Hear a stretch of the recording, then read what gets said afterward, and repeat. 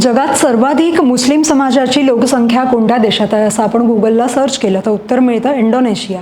Indonesia हा आग्नेय आशियातला एक देश आहे. प्राचीन काळात भारताचा या आग्नेय आशियामध्ये प्रभाव होता. अनेक हिंदू, जैन आणि बौद्ध धर्माच्या पाऊलखुणा अजूनही तिथे आहेत. आणि याच इंडोनेशियात एक असं मंदिर आहे जे तिथलं सगळ्यात मोठं हिंदू मंदिर आहे.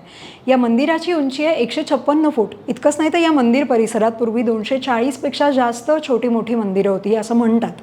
कुठे आहे हे मंदिर? युनेस्कोच्या वारसा स्थळांमध्ये ज्याचा समावेश होतो त्या या मंदिराचा इतिहास नेमका काय, कसं आहे ते भव्य दिव्य मंदिर आणि काय आहे त्याचं वेगळेपण, हे सगळं जाणून घेणार आहोत आजच्या व्हिडिओत. नमस्कार, मी आकांक्षा आणि तुम्ही पाहताय लगावबत्ती. पंतप्रधान नरेंद्र मोदींनी नुकतीच इंडोनेशियाला भेट दिली आणि या देशाच्या राष्ट्रपतींसोबत ते एका मंदिरात गेले आणि मग या मंदिरात त्यांनी पूजाही केली.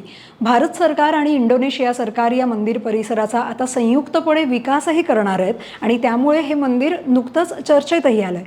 एक असं हिंदू मंदिर की इतकी भव्य मंदिरं भारतातही फार क्वचितच असतील. या मंदिराचं नाव आहे प्रंबनन मंदिर. ते आहे इंडोनेशियातल्या जावा बेटावर. तिथल्या योगाकार्ता शहरापासून जवळच हे मंदिर आहे. इथे तसं अनेक मंदिरांचा समूह आहे, पण इथलं मुख्य आकर्षण आहे हे भव्य शिवमंदिर जे सुमारे 156 फूट उंच आहे. संपूर्ण संकुलातील ही सर्वात उंच वास्तू आहे. भगवान शिवाला समर्पित असलेलं हे मंदिर त्या काळातल्या स्थापत्य कलेचं कौशल्य आपल्याला दाखवतं.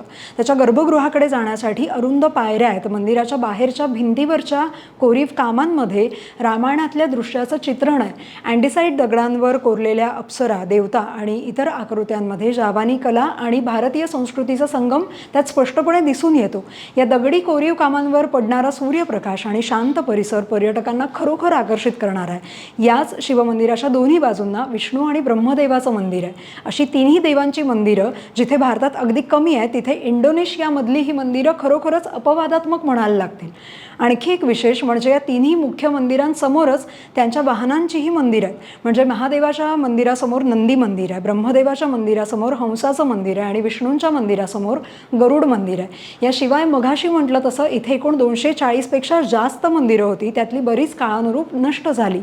मंदिर परिसराचं आणखी एक विशेष म्हणजे इथे मंदिराच्या पश्चिम बाजूला ओपाक नदीच्या पलीकडे असलेला खुला आणि बंदिस्त रंगमंच, जो खरं तर रामायणावर आधारित पारंपरिक बॅले सादर करण्यासाठी बांधण्यात आला होता.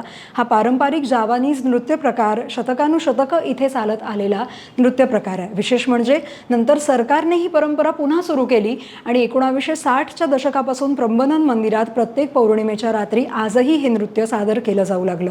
तेव्हापासूनच प्रंबनन हे इंडोनेशियातलं प्रमुख पुरातत्वीय आणि सांस्कृतिक पर्यटन स्थळांपैकी एक बनलंय. आता या मंदिराचा इतिहास पाहायचा झाला तर हे मंदिर बांधलं गेलं ते 9व्या शतकात. त्यावेळी मध्य जावावर राज्य करणाऱ्या संजय वंशाच्या हिंदू राजांनी हे बांधलं होतं. साधारण 856 मध्ये संजय राजवंशाचे राजे रकाई पिकातन यांनी हे मंदिर बांधल्याचं सांगितलं जातं. म्हणजे आता या मंदिर समूहाला 1000 वर्ष उलटून गेली आहेत. त्यामुळेही त्या 240पेक्षा जास्त मंदिरांपैकी बरीच आता मोडकळीला आली आहेत, तर बरीचशी नष्ट झाली आहेत. बऱ्याच मंदिरांचे अनेक विखुरलेले अवशेष आपल्याला इथे दिसतात. हे का झालं तर काळ बराच उलटून गेल्यानं पडझड झाली हे कारण तर आहेच आहे. पण 11व्या शतकाच्या सुरुवातीला या भागात ज्वालामुखीचा उद्रेक आणि भूकंप झाले होते आणि त्यामुळे इथली बरीचशी मंदिरं जमीनदोस्त झाली. खरं तर ही मंदिरं नंतरचा बराच काळ अज्ञातवासात गेली होती. कुणाचं तिकडे लक्षही नव्हतं. नंतर 17व्या शतकात त्यांचा पुन्हा शोध लागला. त्यावेळी इंडोनेशिया हाही आपल्यासारखाच पारतंत्र्यात होता आणि तिथे डच सत्ता होती. मग 1918 पासून या मंदिरांचं पुनरुज्जीवन सुरू झालं आणि इंडोनेशिया स्वतंत्र झाल्यावर त्याला गती मिळाली. 1991 मध्ये ते युनेस्कोच्या जागतिक वारसा स्थळांच्या यादीत आलं आणि आता युनेस्कोच्या मार्गदर्शनाखाली भारत आणि इंडोनेशिया यांच्या संयुक्त विद्यमानं मंदिराच्या संवर्धनाचं काम सुरू झालंय.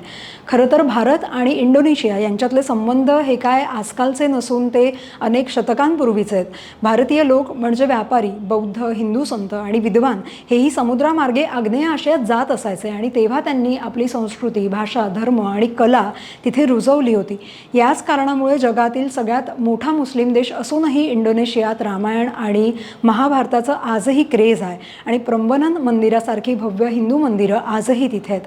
प्रंबनन मंदिर हे आता इंडोनेशिया देशातलं सर्वाधिक भेटी दिलं जाणारं एक पर्यटन स्थळ झालं आहे. इंडोनेशियातली लोक तर तिथे जातात, पण आपणही जेव्हा एकदा योग येईल तेव्हा या मंदिराला नक्की भेट द्यायला हवी, हे मात्र नक्की. बाकी तुम्हाला ही माहिती कशी वाटली कमेंटमध्ये सांगा आणि अशाच माहितीसाठी लगावबत्तीला सबस्क्राईब करा.